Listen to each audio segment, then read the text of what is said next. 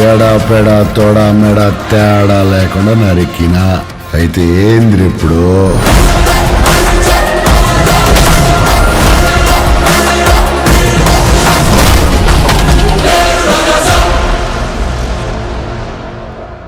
Entertain చేసే ప్రభాస్ గారిని Telugu audience చూశారు కానీ పాన్ ఇండియాలో ఎవరు చూడాల.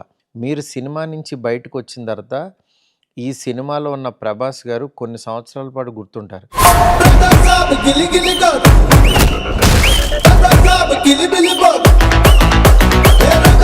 ఆ గెటప్, ఆ ఇదనేది ఒక మంచి ఎపిసోడ్.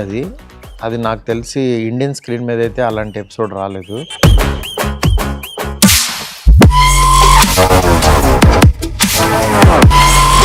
అంటే ఇలాంటి సినిమాల్లో, హర్రర్ కామెడీ సినిమాల్లో ఎవరి రేంజ్లో వాళ్ళు కొత్త ఎక్స్పీరియన్స్ ఇస్తూ ఉంటారు.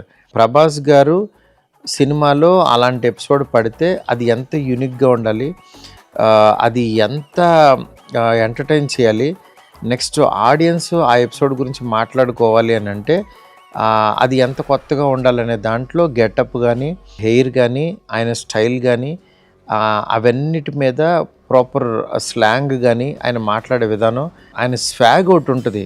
అంటే ఆయన కూర్చున్న జస్ట్ అలా నిలబడిన ఒక స్వాగ్ అనే పదం ఒకటి ఉంటుంది.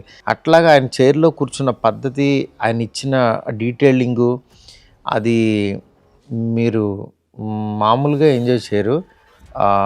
Wait and watch.